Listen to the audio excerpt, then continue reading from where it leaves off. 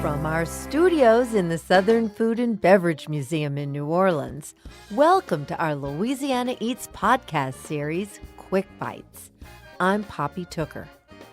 On this week's episode, we're diving into the tempestuous depths of global water issues. Here in Louisiana, we know quite well that living with water can be a constant struggle. Elsewhere, Americans are dealing with the opposite problem, experiencing annual droughts and wildfires that cause other serious hardships. With a look towards the future, today we're going to turn to an expert on the subject. My name is Eliot Sherman, and I'm an environmental scientist. Eliot, I'm thrilled to have this chance to sit down with you and talk about a topic that I don't think people really comprehend the extreme situation that we are already in on water. You know, people think oil, the most precious resource, the thing we're going to run out of. Water is a lot more important, isn't it? I would agree, yeah. And that's why I thought this was really important to discuss. It's an integral part of society, part of our economy, and a lot of people don't think about it. You know, when they wash their clothes, brush their teeth, flush the toilet, where that water's coming from, where that water goes, how much it costs to get it to you clean, what it costs to treat it afterwards. And it's a scarce resource in a lot of parts of the country, as we see in the news more and more lately. So it's something that's worth bringing more to the forefront, discussing, figuring out ways that we can conserve, new technologies to reuse water, things like that. And it's not just in the U.S. Water is an enormous issue on the entire planet, isn't it? Absolutely, yeah. I actually did my graduate work in the Middle East, where water's been a huge problem for many years. So they've been on the forefront of new technologies, treating saline water, desalinating ocean water to make drinking water. So it's a big issue everywhere. Obviously, a lot of places in Africa, the developing world, don't have any. They're digging wells in their backyard. So yeah, it's a big issue everywhere. That finally in the U.S., we're starting to see that we don't really have that much either. So we don't have that much, and yet in almost every household, there's a tap that you can turn on, and the water runs and runs and runs. Whether you should drink it or not is an issue. Yeah, sure. Quality is an issue, but I think overall in the U.S. we've got some of the cleanest water in the world probably. And yeah, you don't think about it when you turn on the faucet, but that's a resource. It costs money to treat it. It takes a lot of energy to clean that water, to pump it to you. And in a lot of places, it's a very cheap resource. People get upset when their phone bill goes up, a few dollars a month. They're willing to pay for cell service, for cable. But when your city decides to up your water rate, there's outrage. And, it's very underpriced for what you're getting for the service. And so people don't always think about, turning off the faucet, not wasting water, because they're not noticing that bottom line necessarily. So it is a resource that we need to think about in that way as part of our economy, and something to be more judicious about conserving. Yeah. So there's that water running out the tap, but everywhere we go, everybody's handing you a bottle of water for this, for that, or the other. What about those bottles of water? Yeah, that's another thing is, every bottle of water, that's another plastic bottle. It costs energy to make that. That water is coming in from possibly somewhere else. If you're buying certain brands of bottled water, that's actually just tap water that's, being further filtered. So, it makes much more sense to drink tap water a lot of the time, or get your own filter and, be a little more environmentally friendly on that front. And the other thing to mention is that bottled water is not necessarily as regulated as your tap water or municipal water.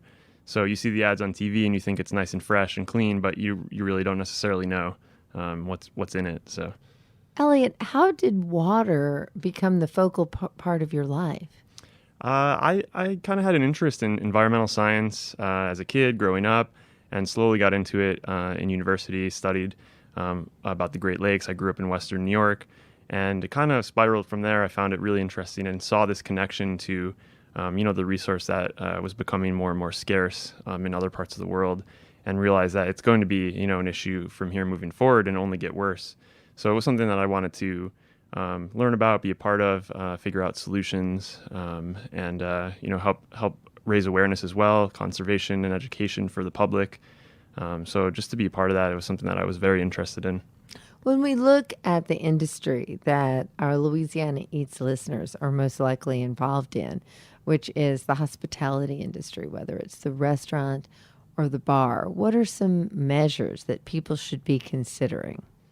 Yeah, that's a great question. And the exciting reason that this came together for me to be a part of this is that bars and restaurants have this great opportunity to, be a source of education for their patrons. And if you can, as a bar owner or a restaurant owner, take a look at what you're doing, how you're running your operation, and say, oh, this, I could get this lower flow toilet, and I could save, 20-30% of my water use, or I could train my bartender a little bit differently and use a little bit less ice on every single drink I make, and over the course of a night and a week and a month and a year, that can save thousands of gallons. That can have a big impact. And if your patrons see that, then maybe they go home and think, oh, maybe I'll turn off the faucet when I'm brushing my teeth, or, I won't run the dishwasher when it's half full.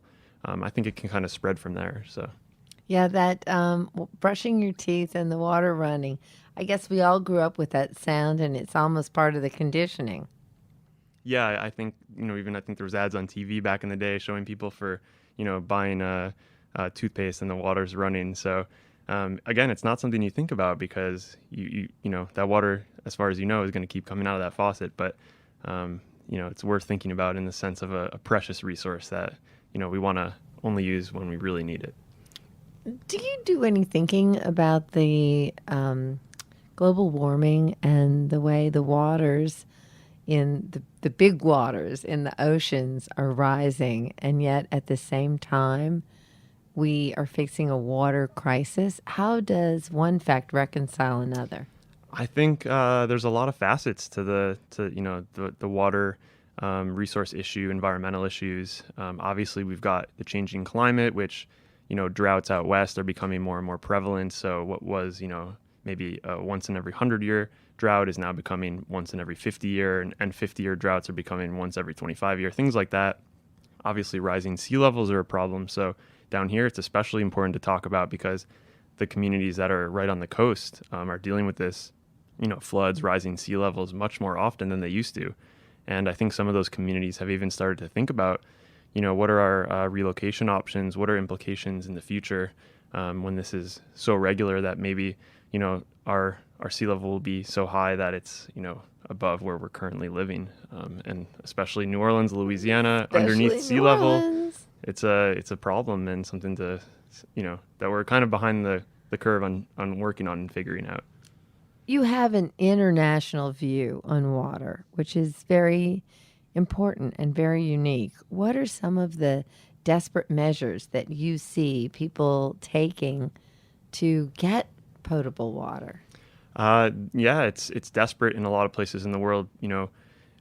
Sub-Saharan Africa is a great example, but women will walk hours a day just to get one barrel of water to bring to their families, and that's time that they could be spending in school, getting education. And traditionally in a lot of societies in Africa, it's the women who would get the water for their families. So they're having to walk further and further. Local wells that aren't dug deep enough are drying up, and so they're needing to dig more wells, and that can affect the groundwater. And with contamination, you might have had a water source near your house that's no longer clean. So yeah, internationally, I mean, those are some of the problems in the developing world. Luckily, there's some NGOs trying to help, with those wells and educate and provide the opportunity for these women to not have to walk so far, and then that kind of spirals. But that's certainly one. I mentioned the Middle East earlier, but even with developed societies in the Middle East, they don't have water resources other than to desalinate from the ocean, and that's very expensive. It takes a lot of energy currently. So it's not quite a solution just yet. Let's talk about water reuse. Most of us use water and it just washes down the drain. What are your thoughts about how we can conserve through reuse? Well, water reuse is something I'm pretty passionate about. I studied it and very interested in. I think it's a great solution. As you mentioned, water goes down the drain. We don't really know what happens. So traditionally, that would be treated, at your treatment plant to a clean enough degree that it could be put back into your river. And then to make drinking water, it would have to be taken out again, treated again. And that's all, when you think about it holistically, it's energy, it's time, it's, burning coal to make power, things like that. But with reuse, you can kind of look at it more as a resource. So you can take that water, treat it to such a degree that you can use it for irrigating. You can use it in public, sprinklers or fountains, things like that. So instead of having to dump it back into a stream, you can use it one more time, essentially. Another example would be like a gray water system. We call it gray water basically any water that's not sewage. So within your household, you could use that water from your washing machine to flush your toilets. So that's, that can add up to a huge amount of water that you don't need to be using fresh, that you can use one more time. And so it's an energy savings, it's a resource savings. And in places like out west where they're, dealing with drought and constrained resources, it really adds up. So, there's places that are reusing 80-90% of their water in the world currently. So we're getting there here as well. But that's very ambitious. Here in Louisiana, where, as you just pointed out, New Orleans, we're 7 feet under sea level. I don't really see anybody going to the gray water level. And I don't know how you get that message to those people. Yeah, I think it's slow to catch on sometimes. I know out west, it became, kind of a matter of, it was something that there was no other option really when droughts started to happen more frequently. When you're in an area like down here in Louisiana where you're right on the water, or in the Great Lakes, you don't necessarily think about it. But when you look at water as a resource that takes energy as well, and everything that's included in that, then you can start to see that no matter how much water is around your city, it's still worthwhile to take advantage of implementing resource measures and infrastructure, things like that. We talked about bottled water, and we've talked about, filtered water from the tap.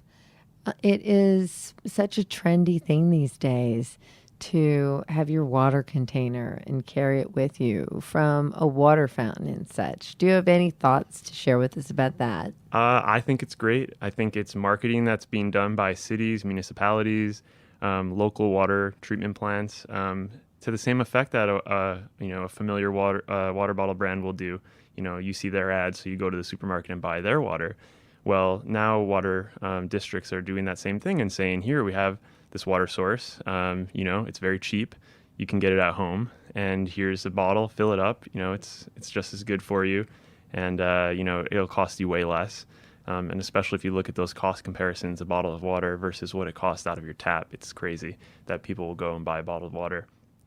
So I think it's great. I mean, it's education, and if you can tell people that it's saving them money, that's another great way to get them to take advantage of it. And obviously saving resources, plastic, energy, shipping that bottle to you from wherever it's coming from, that takes energy as well. So how can people look for this guidance? Where can they find the word on what they can do to help this problem? Sure. Well, a great place to start is with your city. Reach out, whatever phone number's on your water bill, give them a call, go online. It's easy to Google, what city you're living in the water, and they'll have probably resources of their own. There's great federal programs out there as well. So just as an example, WaterSense is a federal program that certifies appliances that are low flow or really efficient. So you can go and get a list of those and see what's a better product to use, how much it saves. And again, if you're a restaurant or a bar, that really does affect your bottom line. So that's one thing that we're doing is providing those resources that might not be familiar to people if they reach out. And if you're doing it on your own, just start locally and go from there. There's also a lot more consulting happening now in the bar and restaurant industry. So there's bartenders that are aware of this and concerned about it. So they're talking to their fellow bartenders, and some of them have came and discussed with me, and I'm consulting with them. So it's kind of spiraling, and hopefully that chatter will spread. And so then when a patron comes into a bar that might not be doing any conservation and says, "What are you doing to save water or energy?" they can then turn to their fellow bartenders or look online and find out what they can do. Eliot, I'm just fascinated with this topic of water, and I'm so glad to have had this opportunity to talk with you about it. Are there some other points that you would like to get across? Yeah, it's been great as well. I'm really happy to discuss this and hopefully reach more people. Hopefully we can do some more topics on this in the future. But I think just to leave people with anything, it's reach out to your city and ask questions. Find out where you can go to either tour your treatment plant, see what actually is happening to that water you flush. It's more interesting than you might think. Ask them questions about conservation measures that you can take or that your city's taking. Find out what water reuse might be happening in your city, or if there's other things that you can do to help conserve based on what's your current water situation in your district. So I think just reach out, educate yourself, and then your neighbors will ask questions of you, and it kind of spreads from there, hopefully. Well, I'm really thrilled to have had this opportunity to talk with you on Louisiana Eats. And sometimes it's Louisiana Eats and Drinks, and today it's we'll drink some water. So let's drink to that. Cheers. Thank you, Eliot. Thanks so much. That was Eliot Sherman, water scientist at the EPA. If you enjoyed this Louisiana Eats Quick Bite, be sure to subscribe to our podcast so you won't miss a delicious upcoming serving of Louisiana Eats. Visit poppytooker.com for lots more recipes and delicious food ideas, too. Have a special request or a thought to share? We'd love to hear from you. Call 504-867-9128 or send us an email to louisianaeats@poppytooker.com. Louisiana Eats original theme music composed by David Pomerleau and performed by Johnny Sketch and the Dirty Notes. Thanks to Sarah Holtz, who produced this podcast, and Maddie Mullidew, our social media maven. Check us out on Instagram, Twitter, and Facebook. I'm Poppy Tooker. Thanks for listening, and thanks to our major sponsors, Camellia Brand, Zatarans, and Rouse's Markets. Visit poppytooker.com to see a full list of our partners. This Louisiana Eats Quick Bite was produced by Poppy Tooker Broadcasting.